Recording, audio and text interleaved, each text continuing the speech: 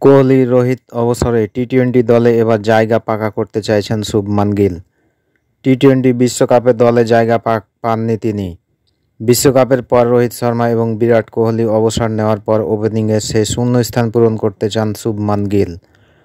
T twenty বিশ্বকাপে দলে জায়গা পাননি তিনি। আমেরিকা নিয়ে যাওয়া হয়েছিল রিজার্ভ দলের সদস্য হিসাবে, সেখান থেকেও তাড়াতাড়ি বাড়ি ফেরা হয়।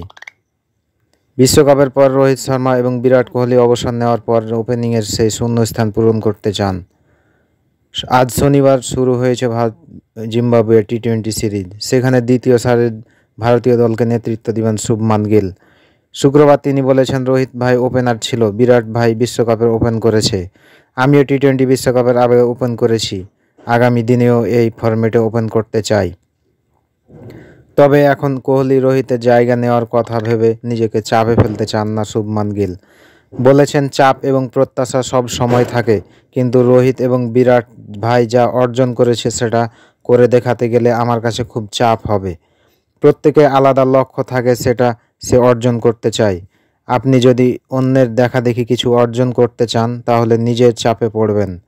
শুভমান জানিয়েছেন, জিম্বাবুয়ে সিরিজে তার সঙ্গে ওপেন করবেন অভিষেক শর্মা।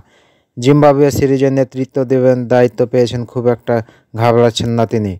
আইপিএলে গুজরাটকে নেতৃত্ব দেওয়ার অভিজ্ঞতা কাজে লাগাতে যান সেখানে। শুভমান বলেছেন, আইপিএলে প্রথমবার দলকে নেতৃত্ব দেওয়ার সুবাদে অনেক কিছু শিখেছি, নিজেকে ভালো করে চিনেছি, নেতৃত্ব দেওয়ার ধরনও বুঝতে পেরেছি। আসলে অধিনায়কত্বের মূল সমস্যাটা হয় মানসিক দিক থেকে। কিভাবে ছেলেদের চাঙ্গা করবেন, কিভাবে সবার প্রতিভা কাজে লাগাবেন, সেসব নিয়ে অনেক ভাবতে হয়।